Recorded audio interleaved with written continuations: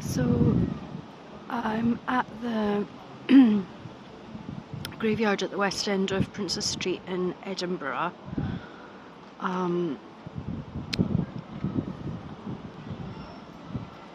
There's quite a lot going on at the moment with the Edinburgh Festival is on.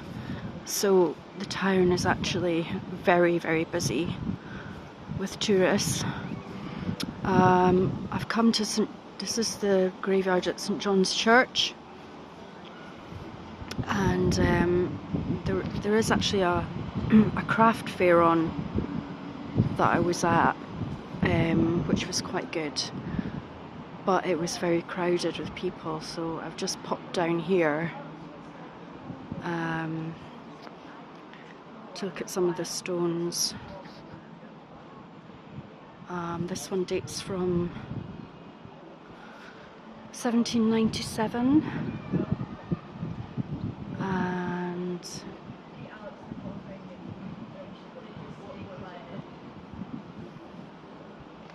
yeah, it's quite interesting to see the architecture.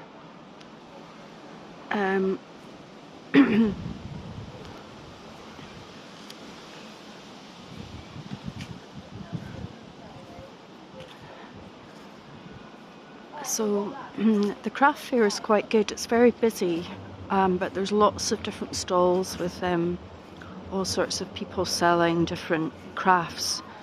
Some really nice things if you're looking for like a present for someone. Some of it's quite expensive, but then I guess it is, they are kind of like artists, so their pieces are probably quite unique.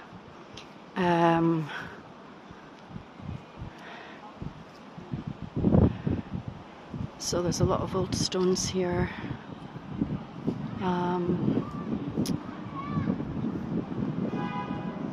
Oh, there's a poor lady that died aged 23. Isn't that sad?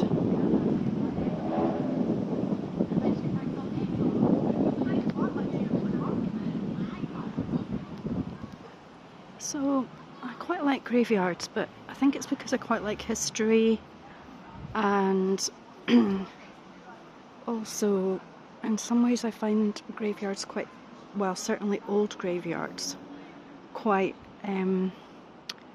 beautiful, because I like the stones, the carvings, the symbolism. Quite often they're set in beautiful nature because, the graveyards are kind of like conserved, so you get a lot of beautiful trees and nature around, and it's just very interesting from the history of the city of Edinburgh.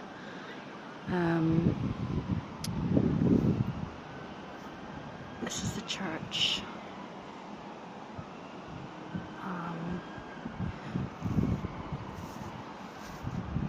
So I like the Edinburgh Festival, but I'm not very good with crowds of people. I didn't mind it, I think when I was a bit younger I didn't mind so much, but now I just find it a bit overwhelming, all the crowds.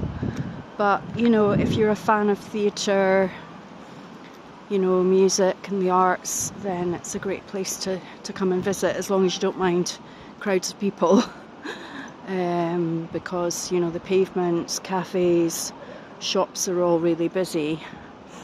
It's an interesting monument. What's this one? Oh, this is obviously for one of the ministers, I think, that was at the church. He looks kind of Victorian.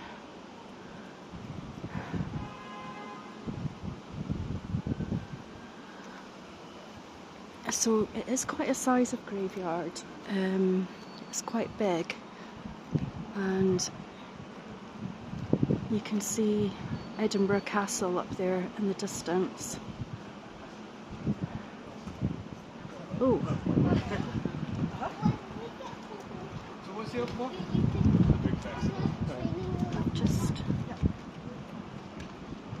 spotted a skull and crossbones, but I don't know if you can see it because of the sun. I'm going to go up.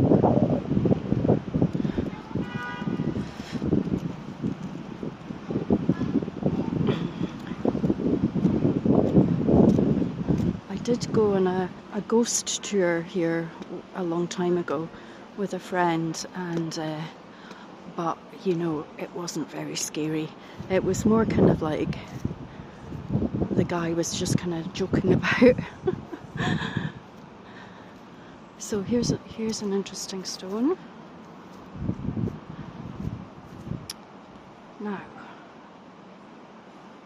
let's see. It says Archibald Meckett's writer in Edinburgh, died November 1778, aged 35 years. And of course it says the Memento Mori. You know, one thing that's comforting about death, not that I want to be morbid, but it is the great leveller. You know, because it doesn't really matter what you do in life or how rich, wealthy you are, you know, where you go, what you do. You know, at the end of the day, we're all going to end up being dead at some point. Hopefully, you know, not too soon. But it kind of like puts a perspective on things. Because sometimes the way the world operates just now, it's like, it's almost like people have forgotten that we're only here for, you know, a certain length of time, so nobody knows how long they're going to be here for. So, you know, why? I don't know, there's a lot of angst, isn't there? Oh, here's an interesting one. So I haven't actually seen a lot of these stones because I've never. Now this one's dated 1730.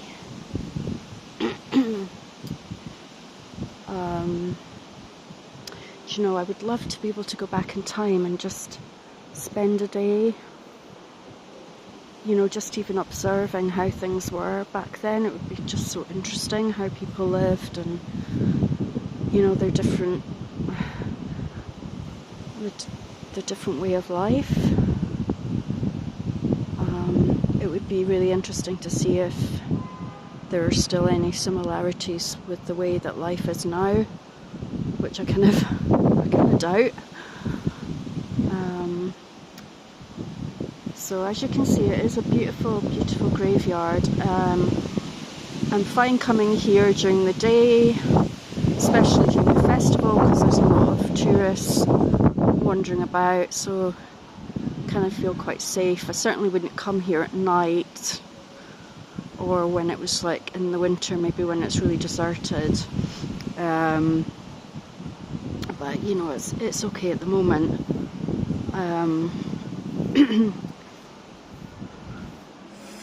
So yeah, there's a lot of history in here, and to be honest, I'm not very educated about the particular stones or things like that. There's probably an awful lot to learn. And oh, that is really quite an unusual carving. So I'm wondering if that is meant to be, I'm thinking maybe, I was going to say Adam and Eve, but they both seem to have long hair, the figures. So unless Adam's maybe got long hair as well as Eve. I'm not sure who or what they're meant to represent.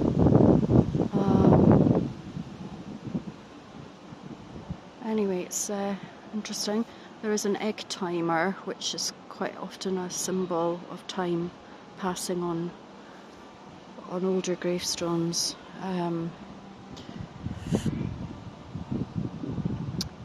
The inscription is actually in French, so I cannot read it, unfortunately, because I don't know how to read French. I think perhaps in way back, people that were kind of quite wealthy or were in the upper classes, they did learn languages, or they kind of like knew French as well as maybe English. Here's an interesting, on the same stone carving. You can see that, but so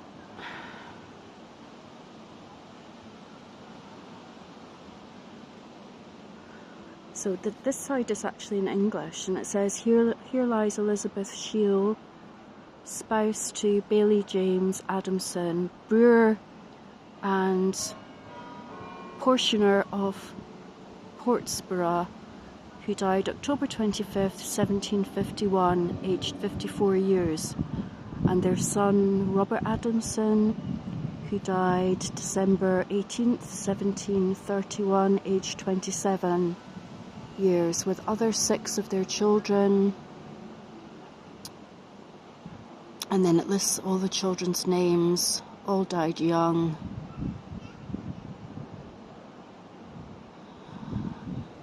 So yeah, I guess people in those days did die a lot younger, or they could die a lot younger, just because of the prevalence of illnesses, disease, and, you know, the lack of modern medicine. They didn't have, you know, antibiotics, even things like paracetamol, etc. So, you know,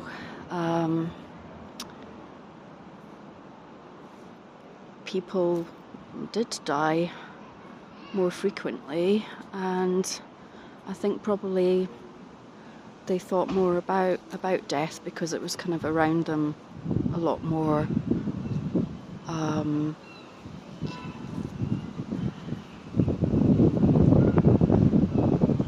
So it is a really interesting graveyard. There's so much to see, and, you know, you could spend a long time here, you know, studying the different stones and finding out. I'm sure there's actually a lot of documented history about perhaps even famous people that are buried here.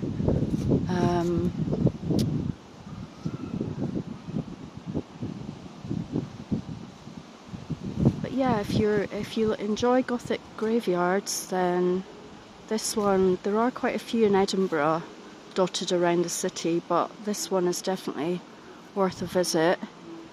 And it's very near Princes Street, very near the centre of Edinburgh. You've got the castle nearby, and I haven't been inside the church, but I'm sure that it's probably quite interesting to see as well.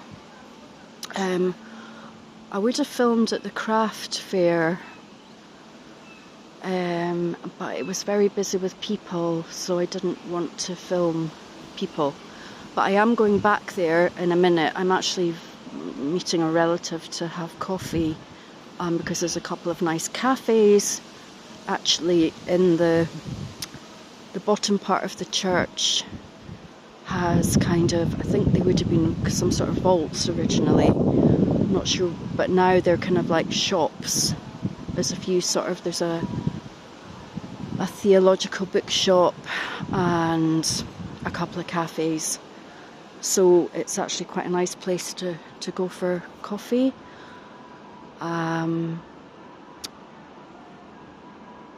So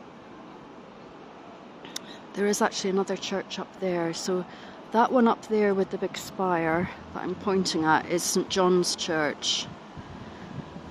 And this one here, I'm not actually sure what this one is. Just see if I can have a look.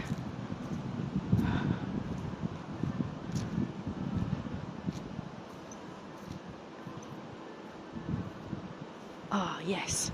So this is actually St Cuthbert's Church. I'm looking at now I'm actually coming to a concert here, a music concert here, after I've had coffee. So I don't actually know what kind of music it is, but it's some sort of classical or some sort of, you know, music, as part of the festival that's on.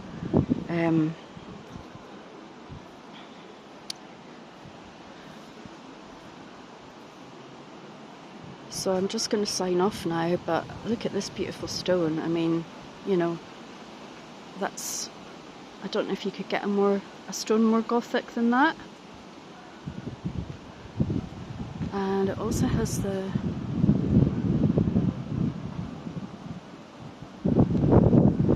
unfortunately it's so old that I cannot make a date out on it. But I would say it's at least probably in the 1700s. So I'm going to sign off now, and I'm hoping to get a table at the cafe with my relative.